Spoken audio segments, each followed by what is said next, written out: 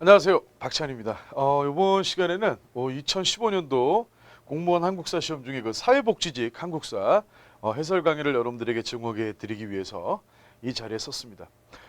이번에 제가 이전에 국가직 제가 제공을 해드렸고, 이번 시간에 이제 사회복지, 그다음에 요 다음 강의 법원직, 그다음에 기상직 이렇게 해서 2015년 최근에 치러진 시험들 해설 강의를 다 제공을 해드릴 것이고, 그리고 올해 트렌드가 하나 좀 느껴지더라고요. 제가 준비를 좀 하다 보니까 한국사 문제가 여러분들 그렇게 어렵게 출제가 되지 않고 있습니다.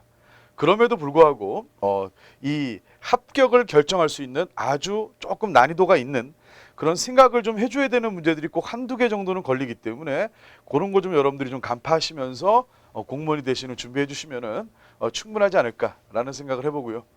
일단 제일 중요한 건 한국사는 꼼꼼해야 되고 반복이 생명이다라는 거 항상 잊지 마시고 사회복지직 1번부터 한번 풀이를 해보도록 하겠습니다. 문제 1번 문제는 신석기 시대 대표적인 유적이라고 물었죠. 자, 신석기 시대입니다. 신석기 시대. 고인돌은 언제예요? 청동기가 되겠죠. 자, 청동기. 자, 답이 될 수 없고 암사동 움죄 정답이겠네요. 이 암사동 또 뭘로 유명하죠? 빗살무늬 툭이 출토된 지역으로 아주 유명하다라는 거. 그다음 3번에 옹감묘하고 춘천의 철자형 집터. 자, 요거 두 개는 여러분들이 철기 시대와 관련이 있다라는 거 파악을 해주시면 되니까 1번 문제 정답. 신석기 시대 대표적인 유적. 자, 유적지 암기가 돼 있는지를 확인시키는 그런 스타일이 아주 전형적이지만 쉬운 스타일의 문제. 답 2번 여러분들이 확인해 주시면 되겠습니다. 자, 2번 문제로 바로 가겠습니다. 자, 다음 자료에 나타난 국가에 대한 설명으로 옳은 것 묻고 있죠. 자, 국가 나왔고요. 삼국지 위서동의전 자료면 우리 한국사 내용 중에서는 여러 나라를 묻는다라는 건 여러분들이 유형적으로 알 거라고 봅니다. 자, 그랬을 때 구름과 언덕들과 넓은 못, 연못이 많아서 자, 여기 있죠. 동이 지역 중에 가장 넓고 평탄한 곳. 여기까지 읽었으면 딱 부여 나와야 됩니다. 부여. 중국 애들이 쓴 기록으로서 동이, 쟤네들이 중국 애들이 봤을 때 우리가 동쪽 오랑캐라는 뜻이죠. 동이 지역, 동쪽, 지네들 동쪽 지역, 즉 우리나라 한반도에서 한반도와 만주 지역을 포함한 지역에서 가장 넓고 평탄한 곳. 첫 번째 힌트 나왔고요. 토지는 오곡을 가꾸기 알맞지만 과일은 생산되지 않았다. 기후적인 조건, 북쪽 만주 지역. 자, 형벌은 엄하고 각박하여 살인자는 사형에 처하고. 자, 여기까지는 고조선 팔조포하고 유사하지만 가족은 노비로 삼았다. 자, 그리고 특히 여기 있죠. 도둑질을 하면 12배로 변상케 했다. 솔직하게 얘기하면 여러분들 이 일책 12법 있죠. 일책 12법. 책임질 일 하면 12배 배상한다. 이렇게 이해해 주시면 되는데 요거는 고구려에서도 나오잖아요. 그죠? 그러니까 요거만 가지고 찾는 게 아니라 이거 가지고 찾는 거예요. 이 문제는.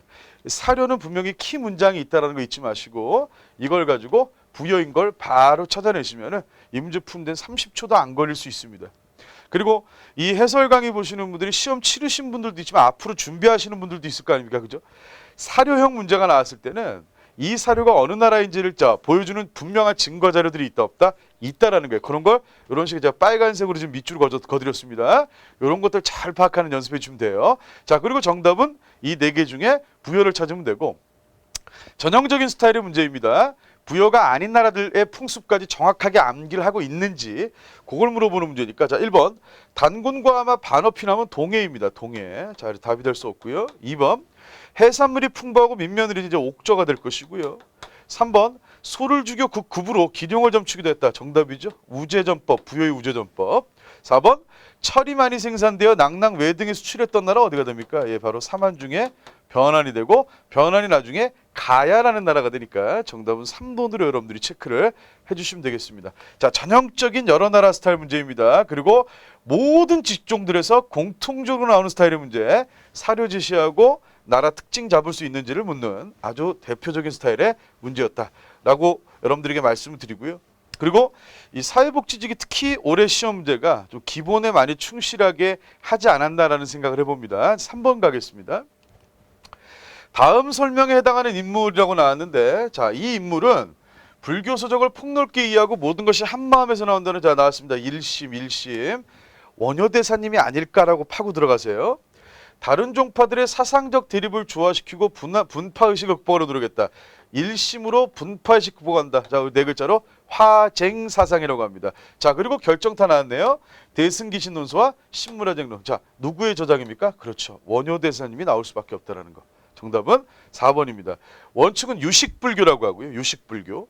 원광법사님은 세소곡이 유명하죠. 그 다음에 의천스님은 고려시대 때 교선통합, 그리고 이런 식으로 자료가 나왔을 때 의천스님이 되려면 뭐가 나와야 돼요? 그렇죠. 교관겸수가 반드시 나와줘야 된다는 거, 그걸 여러분들에게 묻고 있습니다. 자, 이 문제에서는 여러분들 이것도 한국사에서 되게 중요한 주제거든요.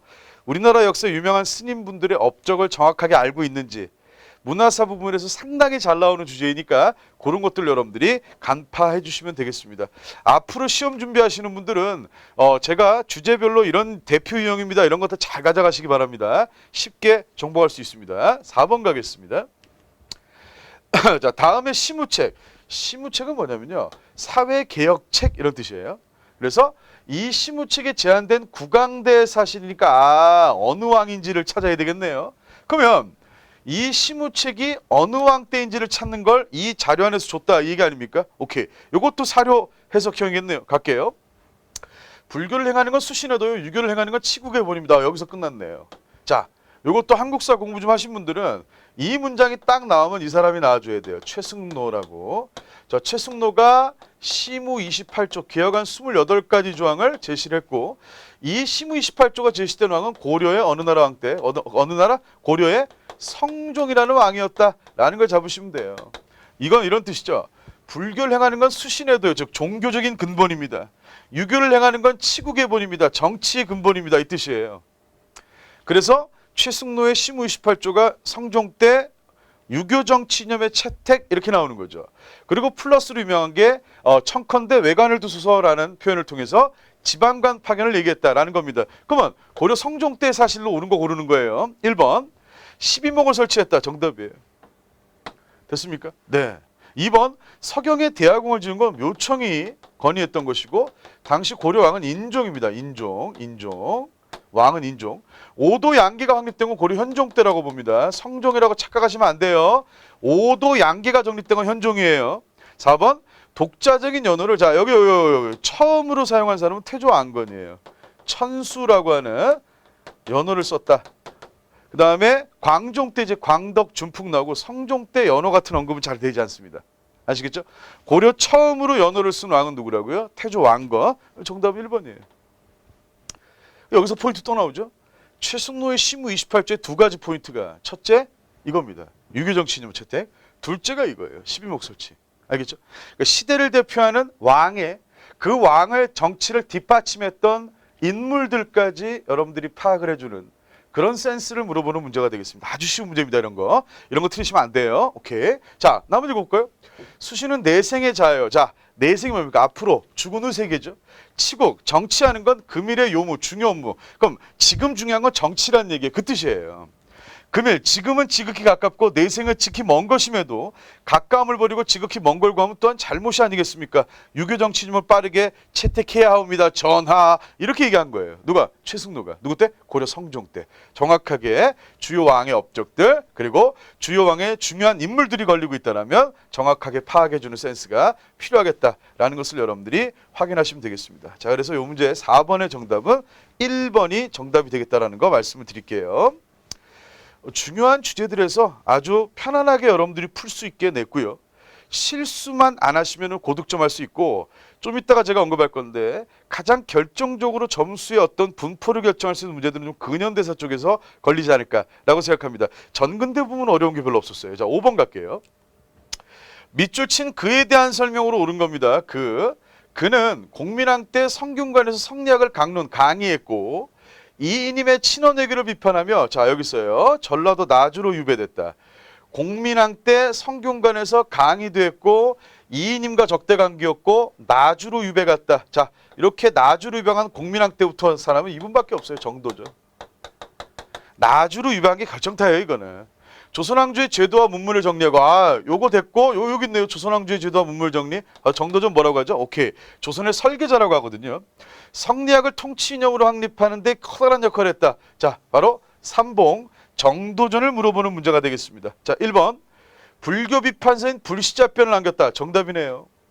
그럼 여기 정도전의 업적을 암기하고 있는가예요? 2번.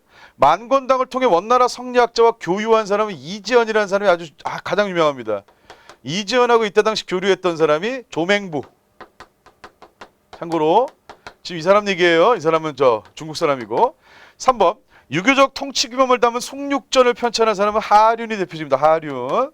4번 초학자를 위한 성리학 입문서 입학도서를 저술했다. 입학도서를 저술한 사람은 또 권근이라고 하는 아주 유명한 당시 신진사대부. 정답은 1번밖에 안 되겠습니다. 되시겠죠? 예. 이렇게 찾는 거예요. 자, 지금 저 밑줄 아무데나 안 걸었어요, 여러분들.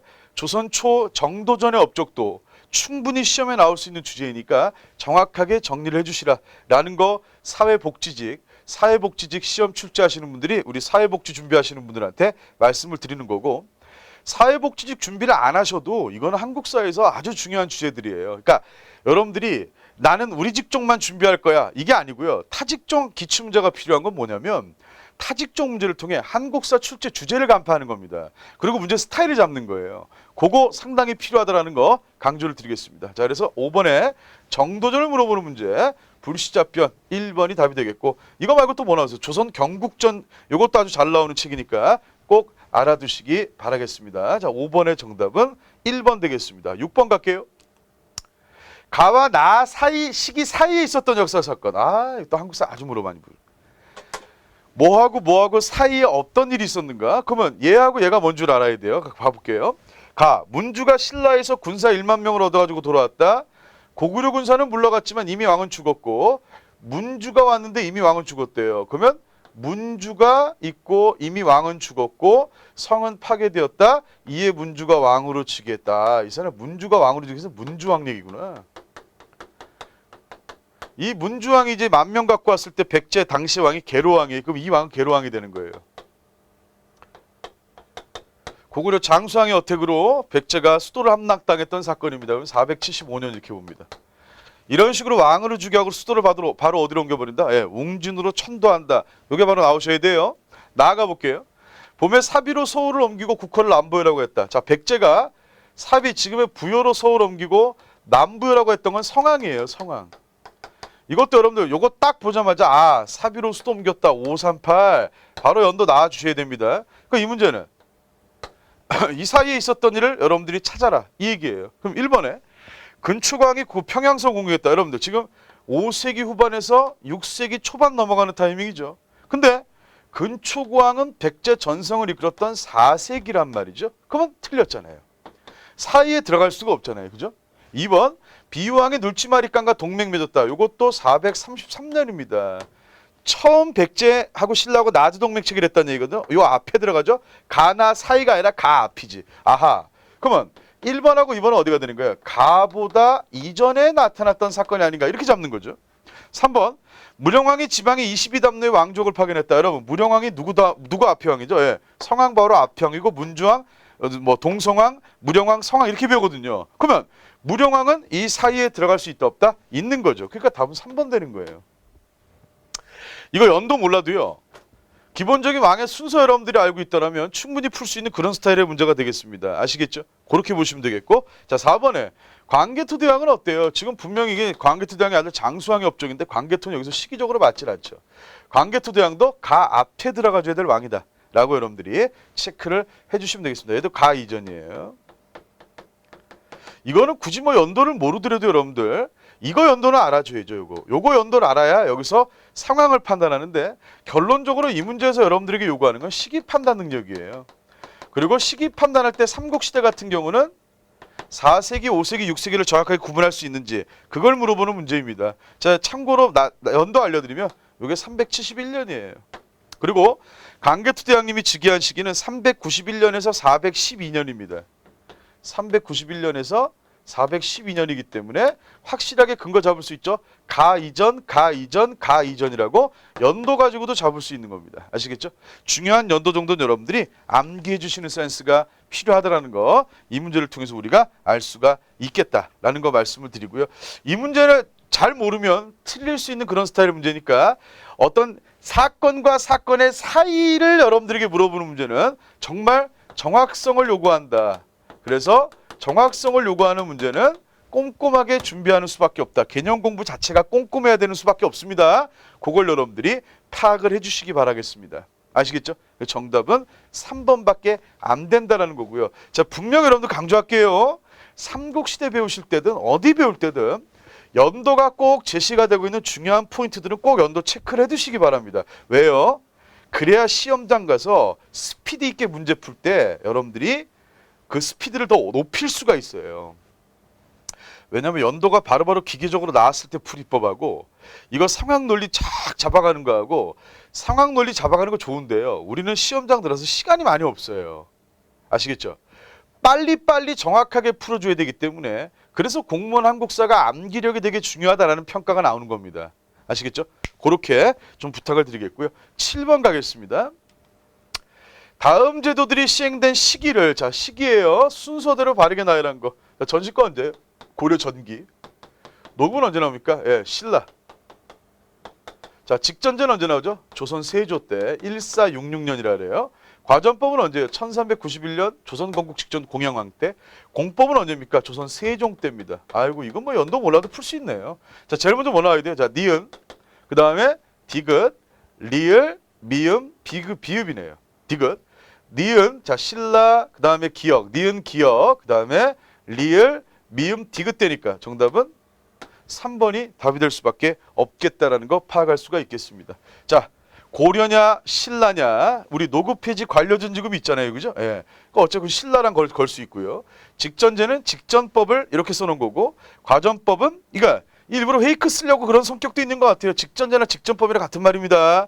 조선 세조 때 공법은 우리 전분육등 연분구등법이라고 하는 조선 세종대왕님 때 세금제 개혁이니까 자 순서만 가볍게 알고 있으면 정확하게 풀어볼 수 있는 그런 문제가 되겠다라는 거 여러분들에게 강조를 드리겠습니다. 아주 쉬운 스타일이에요. 그러니까 이 정도도 여러분들 통사 문제라고 하는데 쫄 필요 없어요.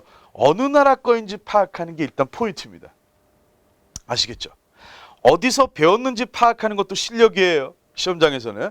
그런 것들을 여러분들이 정확하게 간파해 주셔야 된다는 거 강조를 드리겠고요. 자, 8번 가겠습니다. 외란이나 호란에 관련된 설명으로 옳지 않은 거. 자, 주제는 얘네요. 임진왜란과 정묘호란, 병자호란. 옳지 않은 거래요. 1번. 강홍립은 후금의 감정을 자극하지 않기 위해 후금과 휴전을 맺었다. 예, 누구때요? 광해군때 맞아요. 중립외교라 그러죠. 2번. 병자년에 청군이 서울을 점령하자. 무슨 호란입니까? 병자호란입니다. 1636. 당시 왕이었던 인조는 아이고 틀렸네. 인조는 정묘호란 때는 강화도를 가지만 병자호란 때는 강화도를 못 가고 어디로 간다 그래요? 예, 남한산성으로 피난을 들어가다가 항전하죠. 45일간. 그리고 삼전도에 굴욕을 당한다. 틀렸네요. 다 괜찮은데 여기서 하나 틀려버렸다. 옳지 않은 거 답 2번이네요. 3번. 이순신이 이끄는 수군이 적군을 맞아 첫 승리한 건 옥포해전이다. 예, 그렇습니다. 옥포해전 좋고요. 하객진의 한산도 대첩. 4번 권율의 행주대첩, 김시민의 진주대첩, 이순신의 한산도 대첩은 모두 승리했다. 우리 임진왜란 때 3대첩이라고 하죠. 세 개의 큰 승리. 예, 그렇습니다. 다 맞는 이야기. 정답은 2번 틀렸네요. 자, 이런 문제 정답 내려면 꼼꼼하지 않으면 못 찾죠. 정확하게 상황과 시기와 당시 어떤 일이 있었는지, 지형은 어디였는지, 왕은 누구였는지, 상황 논리는 어땠는지 이런 것들을 복합적으로 알아두면 좋다 이 얘기죠. 아시겠습니까? 아주 쉽게 풀 수 있는 스타일의 문제입니다. 여러분들 제가 일부러 쉽다 하는 게 아니고요. 정말 쉬워요 최근에. 그러니까 여러분들 조금만 노력하시면 누구든지 한국사 고득점 가능하니까 힘내서 달려주시기 바랍니다. 이거 진짜 외란하고 호란의 기본 중에 기본 문장들이에요. 알겠죠? 기본서 공부 소홀히 하지 마시고요. 뭘 가셨는지 모르지만 여러분들이 갖고 있는 기본서 공부를 꼭 꼼꼼하게 해주시기 바랍니다. 8번 가겠습니다. 9번 가겠습니다. 이거는 이제 시기 판단하네요. 경제사. 조선 후기 대외무역에 대한 설명을 옳지 않은 거래요. 동네 내상은 일본과의 사무역을 통해 거상, 빅상인으로 성장하게 됐다. 네. 동네 내상, 의주의 만상, 개성의 송상, 평양의 유상. 그리고 서울의 경강상인. 2번 경강상인은 준강우시나 책문우시를 통해 아이고 여러분 청가의 사무역은 경강상인이 아니라 누구예요? 의주의 만상이라 그래야죠. 8번하고 9번하고 똑같은 스타일이네요. 정확하게 알고 있는지. 자, 2번 틀렸네요. 3번 17세기 이후 일본과의 관계가 정상되었다. 자, 여러분들 17세기 이후 일본과의 관계 정상 언제? 1609년에 광해군 때 중립외교 기유약조라 그러죠. 기유약조. 통신사 이제 파견되면서 일본하고 본격적으로 다시 좋습니다. 4번 청나라에서 우리가 갖고 들어오는 건 지배층 사치품. 밖으로 나가는 건 요거 은. 이러면서 이제 우리 조선은 광업도 발달한다 그러죠. 이렇게. 자, 은, 종이, 무명, 인삼 등이었다. 은하고 인삼이 아주 대표적이지 않습니까? 은은 왜 나간다? 예. 은이 당시 청나라에서 거의 돈처럼 쓰였기 때문에 은이 청나라로 빠져나갔다. 이렇게 조선 경제사 배우시면 아주 기본적으로 배우는 그런 내용이 되겠습니다. 아시겠죠? 그래서 정답은 2번이 틀렸네요. 여기서 제가 이제 여러분들 강조드리고 싶은 건 뭐냐면 이 경제사 같은 거 되게 소홀히 하실 수 있거든요. 근데 제가 몇 개 년도 정도 이렇게 기출문제도 분석해 보면 경제사나 사회사 같은 건 정말 어려운 문제들이 없어요. 정말 여러분들 제가 끝날 때까지 여러분들한테 절대 계속적으로 하고 싶은 이야기, 모든 해설 강에서 여러분들에게 해드리고 싶은 이야기는 바로 이겁니다. 한국사 잘하고 싶으신 분들 어디에 충실하라? 기본에 충실하시면 됩니다. 자, 그 다음 기본에 충실한 다음에 어때요? 오케이, 기출문제 분석 철저하게 하면 됩니다. 기출문제 분석을 어떻게? 철저하게. 철저. 자, 그러고 난 다음에 어떻게 한다? 오케이, 기본과 기출문제를 엮어가지고 뭐 한다? 반복한다. 이게 한국사 잘하는 불문율입니다. 다른 유행과 방법은 없어요, 여러분들. 이게 한국사 고득점하는 최고의 방법이에요. 꼭 강조드리고요. 10번 가겠습니다. 밑줄 친 그가 추진한 정책으로 옳지 않은 거자. 그 인물 나왔고요. 옳지 않은 거래요. 1863년. 아유, 끝났네. 여러분, 1863이 딱 보이자마자 흥선대원군 바로 튀어나와야 돼요. 자, 철종이 죽자 아들을 왕위 올린 그 나왔네. 아들 고종을 왕위 올린 그 흥선대원군이에요. 흥선대원군은 세도정 출인에 흐트러진 국가기강을 바로잡아 민심을 수습하고 땅에 떨어진 왕권을 강화하기 위해 여러 가지 개혁 정책을 과감히 추진했다. 그러면 이 문제는 기본 오브더 기본인 흥선대원군의 개혁 정치, 대내적 왕권 강화, 외부적 통상 수교 거부를 알고 있는가? 그 중에서도 내부적인 왕권 강화와 국가재정 확충을 위한 작업을 알고 있는가? 그 문제잖아요. 그죠? 1번 의정부 기능을 부활하고 비변사 철폐. 예, 좋아요. 양반에게 군포 부담하게 했다. 호포제라고 하죠. 예, 좋습니다. 3번 만동묘를 남기고 사익선 철폐했다. 에헤이, 틀렸어요. 만동묘는 거의 여러분들 4대 상징이에요. 이거부터 없애고 만동묘 철폐하고 사익선 47개 남기고 약 600여 개를 철폐하는 거예요. 그래서 철폐가 여기로 가고 사익선 47개 남겨놨다. 이렇게 바꿔줘야 돼요. 문장이 맞으려면. 다시 갈게요. 만동묘는 철폐했다 그러고 사익선 47개는 남겨놨다 이렇게 얘기해야 돼요. 그래서 틀린 거예요. 아시겠죠? 4번 경기도 삼남 해서 등재 사창제. 자, 바로 환곡제 폐단을 해결하기 위한 흥선대원군의 정책으로 상당히 중요하게 배웁니다. 예, 맞는 얘기예요. 답은 3번이다. 자, 10번까지 여러분들 요번 사회복지직 문제 기본에서 벗어난 문제 없어요. 정말 기본에 충실하시면 충분히 고득점할 수 있는 그런 시험 문제들입니다. 아시겠죠? 꼭 잊지 마시고 항상 여러분들 급할수록 기본서, 급할수록 여유가 있어도 시험이 얼마 안 남았어도 항상 기본서를 손에서 놓지 마시고 공부해 주시기를 부탁드리겠습니다. 자, 정답은 3번 틀려서 만동모 없애야 된다 그래요. 사익선은 47개 남겨놨고 이것도 아주 기본적 문장 구조입니다. 참고해 주시고 11번 다음에 설명하는 무덤양식이에요. 자, 그럼 여러분들 무덤양식이 나오면은 딱 떠올라야 되는 게 뭐냐면요. 이런 거 나와야 돼요. 바로 돌무지 덧널. 우리 아주 잘 나오죠? 천마총을 대표로 하는. 그 다음에 뭐 있습니까? 예, 바로 굴식 돌방. 굴식 돌방. 이게 이제 벽화가 있는 거 아닙니까? 굴식 돌방. 그 다음에 또 뭐도 있습니까? 예, 벽돌무덤. 벽돌무덤. 그 다음에 또 뭐 있죠? 오케이. 적석총이라고 해서 어때요? 돌을 이렇게 쌓아서 올렸다. 돌무지무덤이라고 그러죠. 계단식 돌무지라고 하는데 그냥 제가 돌무지라고 써보겠습니다. 그러면 무덤양식이라는 표현이 나오면 요게 딱 머릿속에 지나가야 돼요. 그리고 특징이 바로바로 연결이 되는 그런 포인트가 잡혀야 됩니다. 그래야 문제가 나왔을 때 정확하게 풀 수가 있는 거예요. 가볼게요. 돌로 방을 만들고 이거 돌방이네요. 끝났네. 이거네. 그것을 통로로 연결한 무덤으로 그 위에 흙으로 덮어 봉분을 만들었다. 굴식 돌방 무덤. 끝났네. 이 문제 이거 물어보는구나. 일반적으로 앞방과 널방으로 구분하고 벽에 그림을 그려넣게 됐다. 자, 이 벽에 그림을 두 글자로 벽화라고 하고요. 이 벽화가 바로 굴식 돌방 무덤의 특징 중에 하나입니다. 얘네들은 벽화가 나올 수가 없거든요. 얘는 나올 수 있어요. 자, 그러면 쌍용총, 각저총, 무용총, 장군총 있을 때 이거 4개 중에서 아주 기본적인 한국사 지식이거든요. 굴식 돌방무덤 아닌 건 얘예요. 얘. 얘는 계단식 돌무지무덤이라고 합니다. 장수왕 묘로 추정을 하는데 계단식으로 돌을 쌓아 올려서 만들었던 무덤이다 라고 하기 때문에 지금 여기서 설명하는 돌방, 굴식 돌방 무덤이 될 수가 없는 거죠. 아시겠죠? 결국은 여러분들 문화사는 다 여러분들이 익히고 난 다음에는 암기력이에요. 아시겠죠? 그거 좀 부탁드릴게요. 그래서 정답은 다음에 설명한 무덤 양식에 해당하지 않는 거, 굴식 돌방 무덤이 아닌 거는 바로 정답이 4번에 장군총은 계단식 돌무지 무덤이기 때문에 정답이 될 수가 없다라는 걸 여러분들이 파악을 해주시면 되겠습니다. 아시겠죠? 이렇게 잡으시면 되겠고요. 12번 가겠습니다. 자, 발해 무왕대에 있었던 일로 옳지 않은 거자. 발해 무왕이고요. 옳지 않았던 거. 발해 무왕이면 장문유, 산둥반도 공격, 일본과 교류, 당과 적대 이런 거 나와야 돼요. 자, 1번. 전성기를 맞아 해동성국이라고 불렸다. 아하, 바로 답 나오네요. 이거는 발해 무왕과 문왕 그리고 더 시간이 흘러서 발해 10대 왕이었던 선왕 때 전성기를 얘기하는 겁니다. 답 1번이에요. 얼마나 그냥 일자마다 답이 나오는 거예요. 뭐가 돼 있으면 단 기본이 튼튼하게 깔려 있으면. 아시겠죠? 답 1번이에요. 그래서 2번 장문유. 아유, 우리 고려 성종에게 최승로가 있다면 발해 무왕에는 장문유가 있는 거예요. 예, 맞아요. 돌궐 일본과 연결하면서 당신라 견제했다. 당신라와 적대 관계.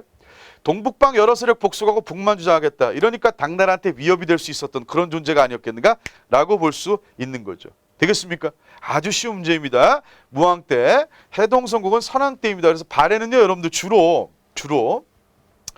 무왕, 문왕, 선왕 때 업적을 여러분들이 정확하게 기억을 하고 구분할 수 있는지의 스타일의 문제가 나온다는 걸 체크하시고 이 세 분의 왕의 업적은 정확하게 여러분들이 파악하는 공부를 해주시면 됩니다. 앞으로 시험 준비하시는 분들 그렇게 부탁드리고요. 13번 가겠습니다. 고려시대 편찬된 역사서입니다. 자, 아유, 이것도 문화사에서 나왔네요. 역사서예요. 역사서는 여러분들 저자, 시기, 이 역사서의 특징이에요. 특징. 이거 세계에서 절대 벗어나지 않습니다. 정답 찾는 거. 제가 기출문제 다 확인하고 강의하면서 다 잡아낸 거예요. 자, 그러면 삼국유사는 인종 때, 고려 인종 때 왕명으로 편찬된 건 삼국유사가 아니라 삼국사기라고 하는 거예요. 틀렸어요. 2번 삼국사기는 고구려 정통이다. 삼국사기는 고구려가 아니라 신라 정통이에요. 신라. 그리고 지금 여기 나와 있는 고구려 정통식을 보여주는 건 그 바로 밑에 동명왕 편이에요. 고구려 주몽 이야기잖아요. 주몽. 단군 건국 이야기 수록하지 않았습니다. 동명왕평은 동명왕의 고구려 주몽이기 때문에 단군보다는 고구려 주몽설화를 수록해 놨겠죠. 그러면 단군의 건국 이야기 수록한 책으로 유명한 건 삼국유사라는 책하고 이거 외우셔야 돼요. 꼭 중요합니다.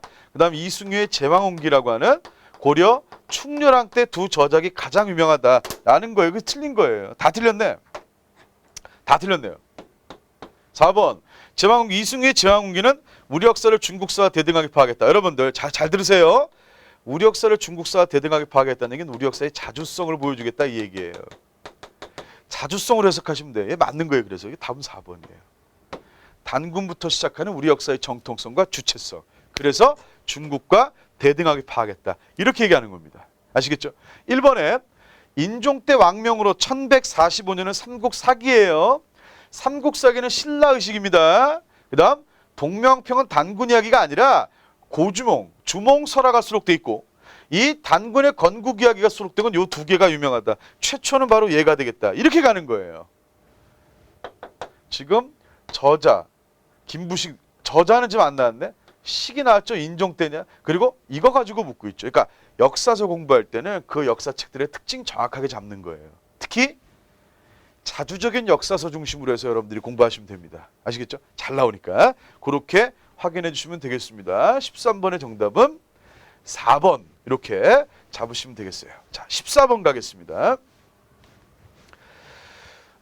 자, 다음에 칙령을 발표한 정부가 추진한 내용으로 옳은 것이라고 나왔습니다. 자, 요 문제가 조금 근현대사 부분에 디테일하게 공부가 안 된 분들은 좀 어렵지 않았을까라는 추정을 하는데, 자, 이것도 여러분들 되게 유명한 칙령이거든요. 다음에 칙령을 발표한 정부가 추진한 내용으로 옳은 거예요. 울릉도를 울도로 개칭하여 강원도에 부속하고 도감을 군수로 개정하며 군등은 5등으로 한다. 이 군의 등급은 5등급이다 이 얘기겠죠. 군청은 태화동이라는 장소에 두고 울릉전도와 죽도 속도를 관할한다. 자, 울릉도 전체 섬과 죽도 속도를 관할한다. 이게 바로 대한제국의 이게 여러분들 이게 결정타 이거 칙령. 대한제국 칙령 제41호라고 합니다. 독도에 대해서 여러분들이 배우실 때 정말로 중요하게 이야기해요. 1900년이에요. 자, 그러면 다음 칙령을 발표한 정부는 무슨 제국? 대한제국이다. 그럼 대한제국은 우리 역사에서 언제? 1897년도 10월 달에 고종이자 황제가 되셨고 1910년도 우리가 일본에게 국권을 강탈당할 때 요 사이에 존재했던 정부가 대한제국이다 라고 볼 수가 있겠죠. 그러면 1번 회사령을 공포한 건 일제죠. 1910년 허가제 회사령을 공포했다. 상관없죠. 대한제국 상관없고 청국과 감도협약은 1909년인데 이거는 감도협약은 대한제국 시기는 맞지만 대한제국이 한 게 아니라 일본이 그냥 철도 부설권을 얻는 대가로 그냥 줘버린 거죠. 우리가 을사늑약으로 뭘 뺏긴 이유가 되겠다? 외교권 강탈 이유니까 틀렸습니다. 3번 양지연 토지조사 사업을 실시하고 직계 땅 소유 문서를 발급했다. 안타깝지만 러일 전쟁으로 중단되었다. 정답이죠. 여기서 그러면 공부 좀 하신 분들은 딱 느낌이 올 거예요. 아, 대한제국 광무기역 때 맞아. 양전 직계 사업 되게 중요하게 배웠어요. 맞아요. 그거예요. 그 다음에 독도는 일본과 상관이 없다는 태정관 지령을 내렸다. 이건 일본의 명령이거든요. 일본 문서. 이게 1877년입니다. 강화도 제약 다음에 당시 일본의 최고관청이었던 태정관이라는 데서 독도는 일본과 상관없다는 거 진해도 인정을 했었다 이 얘기예요. 그러니까 대한제국 시기하고 상관이 없겠죠. 그래서 요 4번 좀 여러분들 해설 강의 들으시면서 건져주시기 바랍니다. 아시겠죠? 예. 이건 쉬워요. 4번이 이번에 태정관 지령이라는 게 되게 이런 스타일의 문제가 조금 더 우리 학생 여러분들에게 어떻습니까? 수험생 여러분들에게 오케이 공무원은 쉽게 되는 게 아니다. 정말 꼼꼼하게 공부해야 될 수 있다 라는 걸 보여준 그런 상징적 스타일의 문제입니다. 14번. 14번에 꼭 별표 쳐두시고 확인 부탁드리겠습니다. 아시겠죠? 좋습니다. 자, 저는 이제 15번으로 넘어갈게요. 15번. 자, 좀 지우고요. 태정관지령 연도 좀 파악해 주시고요. 1번이에요. 1번도 독도 진해 땅 아니라고 분명히 얘기했다. 얘기의 증거 확인해 주시고 조금만 덧붙이면 러일 전쟁 중에 이제 강제로 강탈해 가죠. 진해들이 일본 애들. 네. 자, 15번 가겠습니다. 다음 사건으로 맺어진 조약이에요. 아하, 조약. 조약은 시기와 내용입니다. 항상 잊지 마세요. 기출문제를 분석하면 여러분들이 공부해야 될 방향과 학습법이 나오는 거예요. 1875년도 9월달 일본군함의 불법 침입으로 조선군과 일본군이 포격전을 벌였다. 끝났네. 1875년에 사건이 있었던 거 우리가 제일 대표적인 운요 사건 배우죠. 여기에 1875년에 조약이 나왔지 않습니까? 그럼 끝난 거예요. 운요 사건으로 맺어진 무슨 조약? 강화도 조약 이야기죠. 조일, 수호, 조규라고도 합니다. 1876년도. 자, 뒤 읽을 필요도 없어요. 1번. 일본의 자유로운 연애 측정을 허용했다. 해안 측량권. 예, 정답. 바로 뭡니까? 불평등 조약의 증거. 이거와 함께 영사재판권, 치해법권이라고 하죠. 예, 맞아요. 청을 랴오둥반도와 타이완 등을 일본에 할양했다. 이건 청일전쟁 끝나고 어디? 하관 조약. 한자로 쓰면 하관, 일본말로 읽으면 시모노세키 조약이라고 하죠. 청일전쟁의 결과 상관없고요. 청과 일본은 조선의 파병권을 동등하게 가졌다. 텐진 조약이죠. 청일전쟁의 원인이었다. 4번 공사관 경비를 구실로 일본 군대 주둔하게 된 건 이모군란 다음에 나타났던 제물포 조약입니다. 자, 여러분들 지금 저는 뭘 보고 딱딱딱 끄집어냈어요? 이게 다 조약 내용들 아닙니까? 자, 조약은 뭐라고요? 예, 바로 시기와 내용 파악이다. 시기는 흐름과 함께 내용은 암기력이다 라는 거.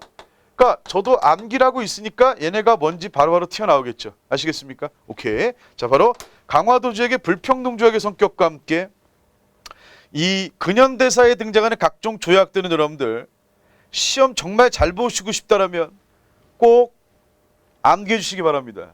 안 하면 헤맵니다. 합격하고 싶으면 꼭 암기해 주셔야 됩니다. 아시겠죠? 부탁드릴게요.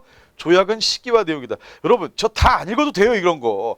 딱 포인트 준다니까요. 그런 것도 여러분들 스킬이고 능력이에요. 시험 볼 때는.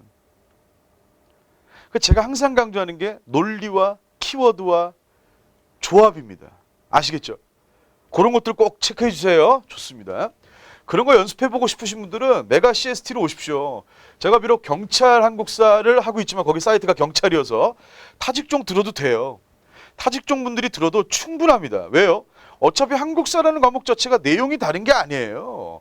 문제 출제되는 스타일이 조금씩 다를 뿐이지 어차피 기본 내용은 같기 때문에 이런 식으로 한번 배워보고 싶으신 분들은 한번 와서 맛보기 강의라도 한번 봐주시기 바랍니다. 아시겠죠? 자신 있게 말씀드릴게요. 자, 15번의 정답은 강화도 조약이기 때문에 1번이 답이 될 수밖에 없다라는 거 확인해 주시고요. 16번 가겠습니다.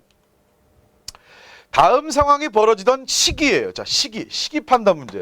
그럼 뭔가 또 힌트가 나오겠네요. 옳지 않은 거랍니다.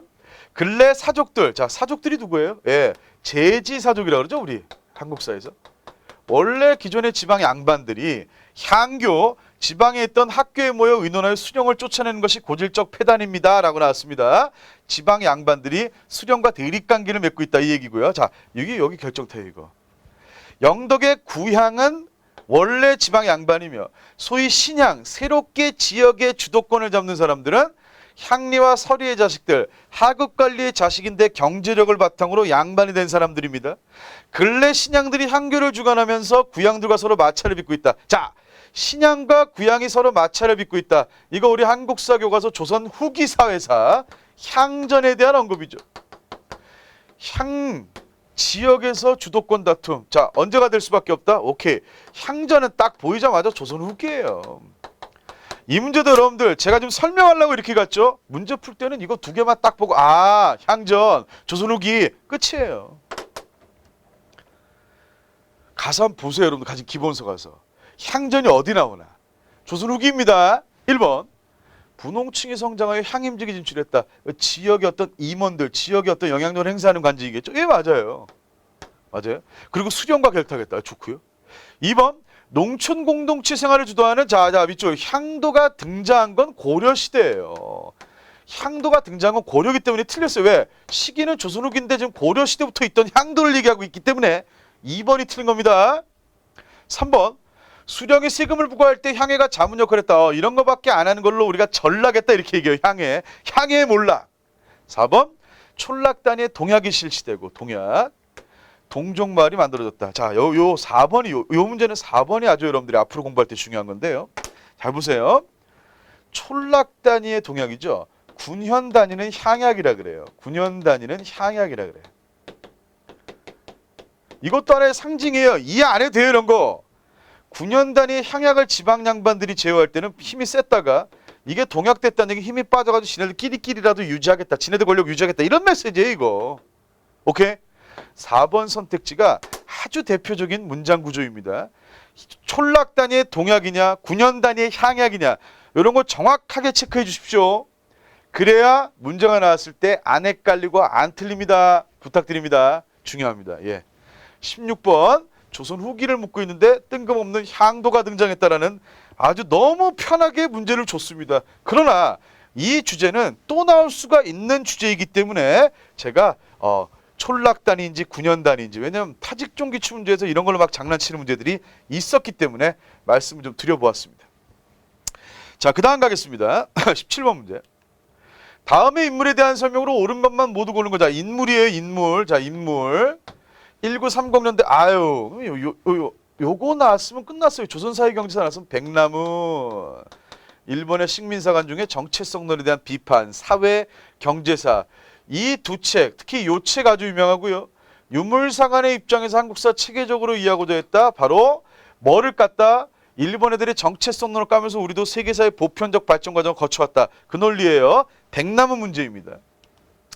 진단학회 결성과 진단학부 발행을 주도한 거는 이병도 손진태라는 사람이에요. 자, 파란색으로 좀 쓸게요. 이병도하고 손진태.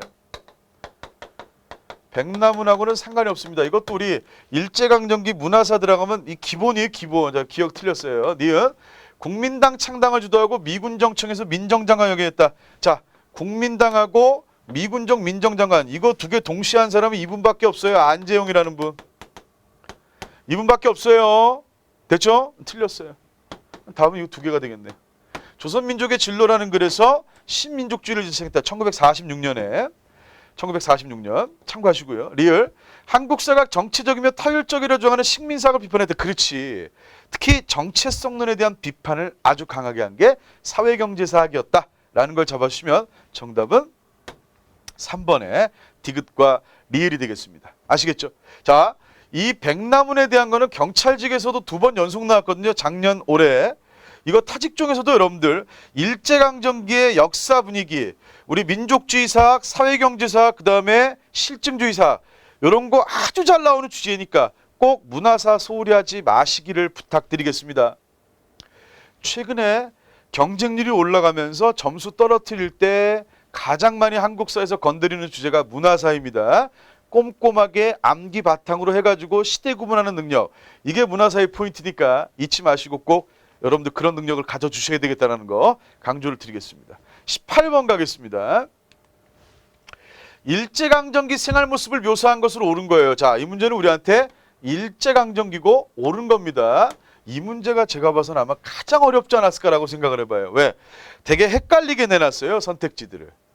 근데 이것도 일제강점기를 좀 꼼꼼하게 배우거나 좀 디테일하게 학습이 잘 되신 분들은 아마 풀 수 있지 않았을까 하는데, 어쨌건 앞으로 준비하는 분들이 해설 강의를 많이 보실 가능성이 크니까 준비하는 방법 알려드릴게요. 대한천인은행이라고 있죠. 일제강점기 때 대한천인은행 요게 빠져요. 그냥 천일은행이라고 해야 되고, 그렇죠? 그리고 제국신문은 일제강점기 시작되면서 폐간돼요. 그래서 제국신문은 1898년에서 1910년에 존재했다 이렇게 얘기해요. 그게 일제강점기가 안 맞죠. 왜?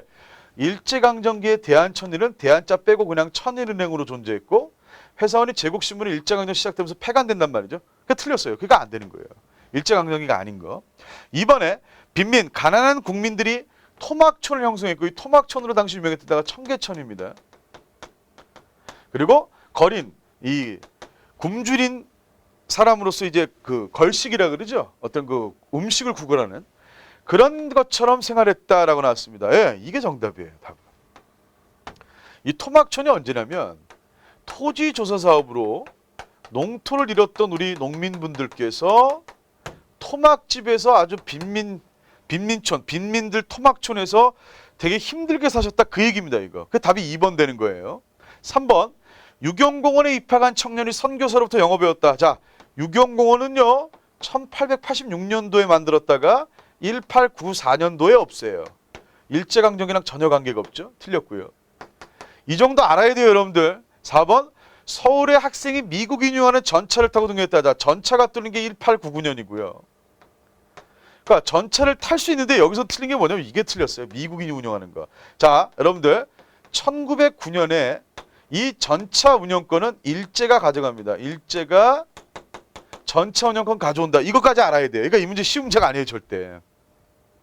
아시겠죠?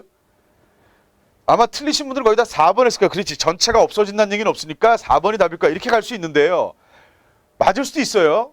그러나 하나가 놓쳐진 거예요. 이거예요.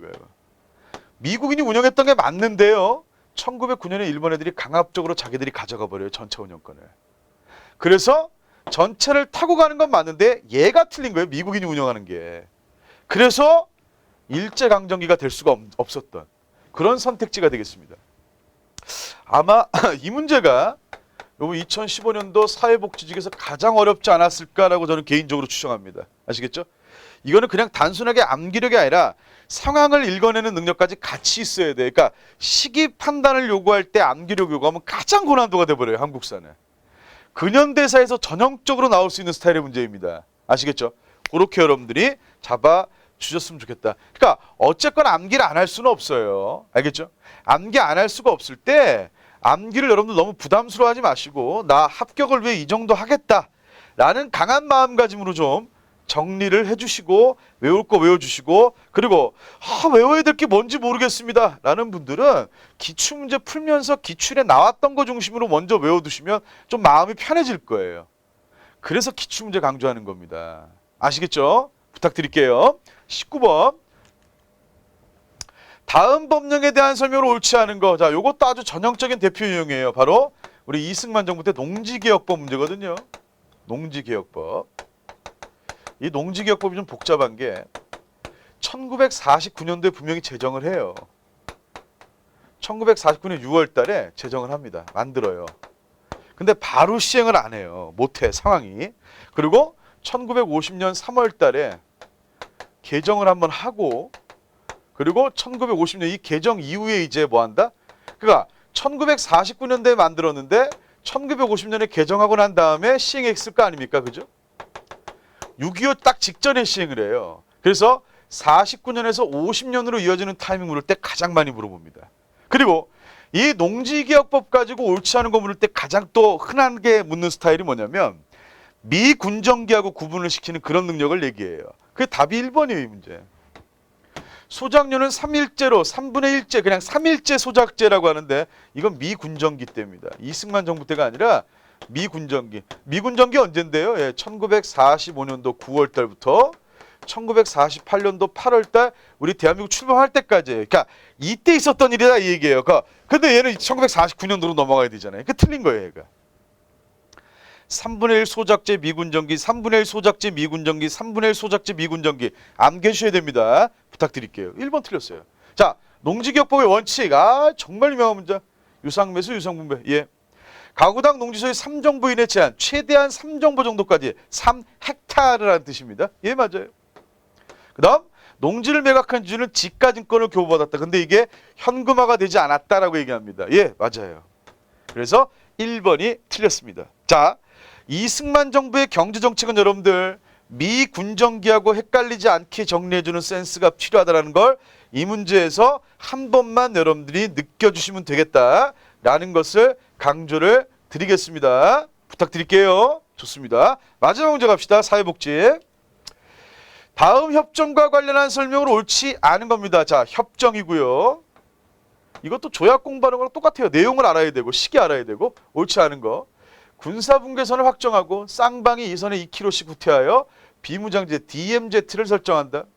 비무장지대는 완충지대로서 적대 행위로 인해 우려되는 사건을 미리 방지한다. 자, 군사분계선에 비무장지대가 설정된 거 바로 1953년도 7월 27일 날 휴전협정 때입니다. 6.25 전쟁의 휴전협정 때. 이것대로 다 되게 유명한 아주 기본적인 협정 자료입니다. 1번 협상 과정에 휴전 반대 운동이 있었다. 왜?